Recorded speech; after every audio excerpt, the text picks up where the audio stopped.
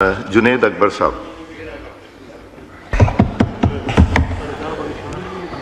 بسم اللہ الرحمن الرحیم. شکریہ جناب اسپیکر صاحب. جناب اسپیکر صاحب، اس اسمبلی میں ان لوگوں کو موقع ملنا چاہیے اور ان لوگوں کا حق ہوتا ہے جو ووٹ سے اسمبلی میں آئے. اسپیکر صاحب، آپ کے تو 17 میری نظر میں سب ووٹ سے آئے. الیکشن کمیشن نے نوٹیفائی کیا. آپ کے 17 ممبران الیکشن جیت کے آئے تو اسی تناسب سے آپ اس کو موقع دیں، اور جس تناسب سے ہم الیکشن جیت کے آئے ہمیں اسی تناسب سے موقع لے.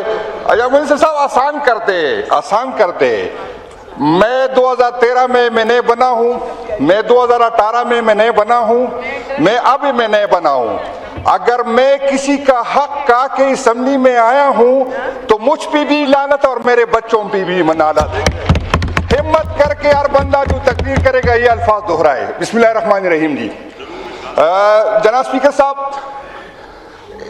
ایوریج گروتھ اگر ہم دیکھیں تو 2.3% گروتھ ہے، اور آبادی میں اضافہ اگر دیکھیں تو 2.5% جو ہے آبادی میں گروتھ ہے. تو اندازہ کر لے کہ ملک ترقی کر رہا ہے یا پیچھے جا رہا ہے. ایک ہماری حکومت تھی جس میں کووڈ کے باوجود جو ہے 6% پہ گروتھ تھی.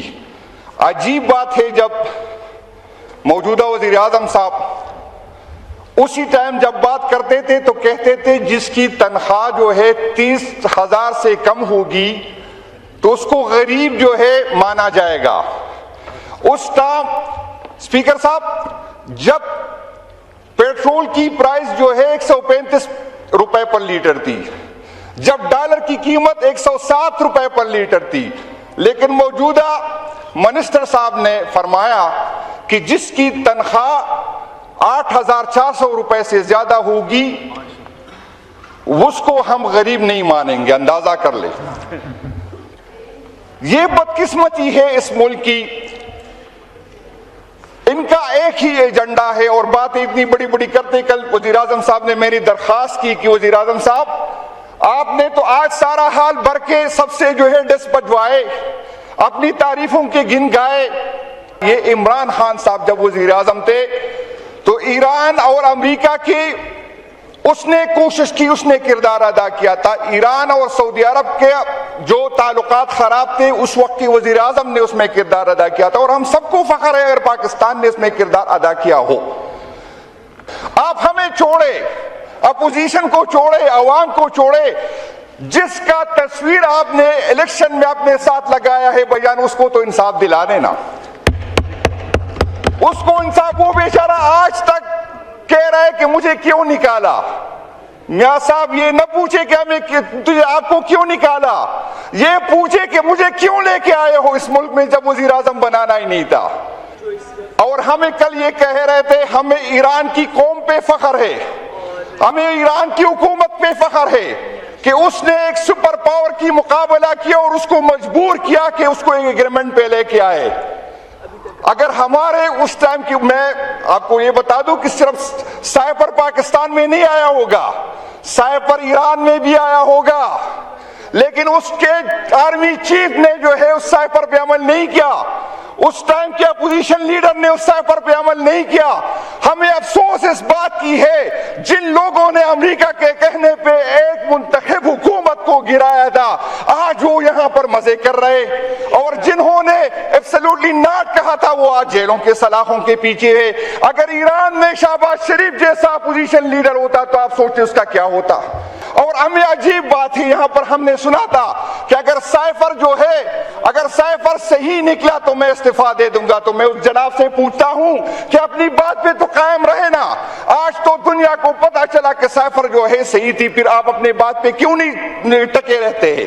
جناب اسپیکر صاحب، یہاں پر فائنانس منسٹر صاحب نے، کیونکہ اس کا عوام سے تو کوئی تعلق ہی نہیں، انہوں نے 15 ٹریلین روپے کا ٹارگٹ دیا.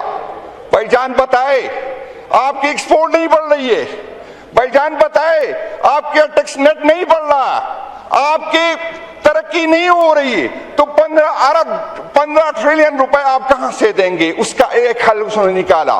ابھی پچھلے دنوں میں FBR کے ایک بندے سے میری بات ہوئی، اس نے کہا میں نے صاحب ہم مجبور ہیں ہمیں کہا جاتا ہے, ہمیں ٹارگٹ دیا جاتا ہے کہ آپ یہ ٹارگٹ پورا کریں, چاہے جس طریقے سے آپ پورا کریں. اس سے کیا ہوگا؟ آج اگر کسی کے اکاؤنٹ میں پیسے پڑے اس کے اکاؤنٹ بلاک کیے جاتے ہیں. آج اگر کوئی بزنس کرتا ہے اس کی دکانیں بند کی جاتی ہے, اس سے بدلے کی شکل میں FDR والے جو ہے پیسے لے رہے ہیں. آپ کے پاس کوئی, آپ ہمیں بتائے کہ 15 ٹریلین کا ٹارگٹ آپ نے کس طرح دیا ہے. میں آپ کو آج ہی کہتا ہوں کہ منی بجٹ آئے گا. میں آج کہتا ہوں کہ یہ ٹارگٹ پورا نہیں کر سکے گا. میں آج کہتا ہوں کہ اس کی کوئی تیاری ہے نہیں ہے. جب ملک میں امن نہیں ہے, جب ملک میں انویسٹمنٹ نہیں ہے, تو یہ ٹارگٹ کہاں سے یہ جو ہے اچیو کرے گا؟ جناب اسپیکر صاحب, ملاکن ڈویژن اور ایکس فاٹا جو تھا, آج بھی وہاں پر دہشت گردی ہے, آج بھی وہاں پہ امن و امان کے حالات بد سے بدتر ہے. لیکن موجودہ حکومت نے وہاں بھی ٹیکس نافذ کیا. آپ بتائیں جہاں پر امن نہیں ہے, آپ بتائیں جہاں پہ کاروبار نہیں ہے, آپ بتائیں انویسٹر پاگل ہے کہ اس حالات وہاں پر انویسٹمنٹ کرے. آپ نے تو وہاں کے لوگوں کی زندگی مزید حیران کر دی. آپ بتائیں کہ وہاں کے لوگ ٹیکس کہاں سے دیں گے؟ آلریڈی ہمارے جتنی بھی پیسے والے تھے, جتنی بھی انویسٹر تھے, وہ پنجاب چلے گئے.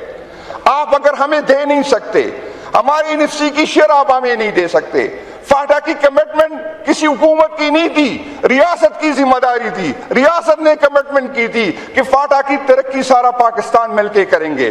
آپ اس میں ہمارا حصہ نہیں دیتے. آپ PDP بناتے ہیں تو KPK کو کچھ نہیں دیتے. آپ بتائیں اگر KPK میں آپ کا ووٹ نہیں ہے, اگر KPK کے لوگوں نے آپ کو مسترد کیا ہے, تو آپ کا اسی طرح اس کے ساتھ سلوک کریں گے. آپ کی تو ذمہ داری زیادہ بنتی ہے. KPK میں حالات کو دیکھو, KPK کے امن و امان کو دیکھو. KPK سارے پاکستان کے لیے جو ہے قربانی دے رہا ہے. KPK کو آپ نے اس حالت میں چھوڑ دیا. آپ نے افغانستان کا بارڈر بند کیا جس پہ ہمارے کاروبار کا جو ہے انحصار تھا.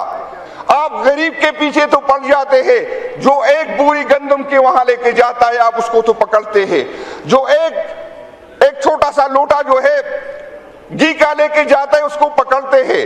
جناب اسپیکر صاحب, اس ملک پہ رحم کریں. اس حکومت میں اداروں کو ہم نے بے توقیر کیا, اس حکومت میں آئین کو بے توقیر کیا, اس حکومت میں ہم نے قانون کو بے توقیر کیا. آپ لوگوں میں اتنی ہمت نہیں ہے کہ جواب دے.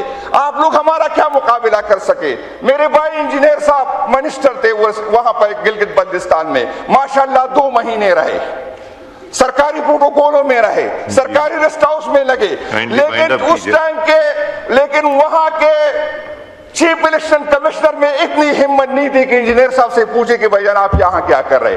میں 20 گھنٹے رہا اور مجھے وہاں سے نکالا گیا, اور پھر کہتے الیکشن آپ نے جیتے. بھائی جان ہمت ہے تو آؤ, ہمت ہے تو مقابلہ کرو, ہمت ہے اکٹھے ہو کے مقابلہ کرو. یہ جو آپ کے ساتھ لمبی لمبی تقریری کریں گے, پھر محسن نقوی صاحب ہاتھ سے پکڑ کے زبردستی لے کے آئے گا, پتہ نہیں ہاتھ سے پکڑے گا یا کان سے پکڑے گا, زبردستی آپ سے ووٹ لے جائے گا. یہ ڈرامہ ختم ہونا چاہیے. آپ لوگ اکٹھے ہیں, آپ لوگ ساتھ ہیں اس ملک کو بگاڑنے میں, جمہوریت کا بیڑا غرق کرنے میں. وائنڈ اپ کریں پلیز. سر جی ابھی وائنڈ اپ کریں. آپ 14-15 منٹ پہ چلے گئے ہیں, 7 منٹ تھے آپ کے ایلوکیٹڈ. سر جی ڈبل ٹائم. سر جی ایک بات ہے, باہر بات نہیں کر سکتے, سیاسی نہیں, باہر تو آپ بہت کرتے ہیں, جلسہ ہم کر نہیں سکتے, تو یہاں پر تو بیٹھنے دینا. نہیں, یہاں بیٹھیں ضرور, مگر آپ کے ایلوکیٹڈ ٹائم سے زیادہ ٹائم نہیں ملے گا. کھولیں تعاون ہمارے ساتھ کرے کہ آپ ہمیں جو ہے اتنا موقع تو دے. سر جی میں آپ سب سے میری اپیل ہے, میں آپ کو بتا دوں اسپیکر صاحب, میں ہر دفعہ ایک بات کرتا ہوں, ایک بات سر جی, ہم جب یہاں حکومت میں ہوتے تھے سعد رفیق صاحب اکثر آتا تھا اور ہمیں کہتا تھا کہ ہم تو بھگت رہے, آپ بھگتیں گے. شاید ہمیں سمجھ نہیں تھی, شاید ہمیں سمجھ نہیں تھی. اگر ہاں اس دن ہم سمجھ لیتے تو یہ نہیں بھگتتے. تو میں آپ کو کہتا ہوں, یہ ہو نہیں سکتا کہ عمران خان صاحب پہ 200 FIR ہو اور شہباز شریف پہ جب ہماری حکومت آئے گی 300 FIR نہیں ہو. یہ ہو نہیں سکتا, یہ ہو نہیں سکتا کہ عمران خان صاحب کی بیوی جیل میں ہو اور شہباز شریف صاحب کی 2 ہو 3 ہو یا 4 بیوی ہو، چاروں کے 4 جیل میں نہ ہو، یہ ہو نہیں سکتا۔ آپ نے جو بینچ مارک رکھا ہے انشاءاللہ تعالی میں وعدہ کرتا ہوں کہ ہم آگے جائیں گے۔ مجھے اپنی تکلیف نہیں ہے، لیکن مجھے انجینئر صاحب میرے بھائی ہے، میں رات کو سوتا ہوں تو مجھے اس کی چیخیں آتی ہے کہ یار یہ بیچارہ کب جیل میں ہوگا۔ امیر مقام صاحب کی طرف بار بار ہم تو بھگت رہے، لیکن یہ جنید صاحب نہیں امیر بھگت سکے۔ مقام صاحب کی طرف امیر مقام صاحب کی طرف اشارے نہ کریں، مائک کھولیں۔ جو بڑی بڑی باتیں کر رہے وہ کس طرح رو رہے تھے، ہمارا لیڈر بھی نہیں رو رہا، وہ فریاد ہی نہیں کر رہا، لیکن آپ برداشت نہیں کر سکے۔ میں آپ کو گواہ بناتا ہوں کہ آپ کی چیخیں اتنی نکلے گی کہ آپ کیا برداشت نہیں کر سکتے۔ بڑی مہربانی، شکریہ جی۔ شکریہ جی۔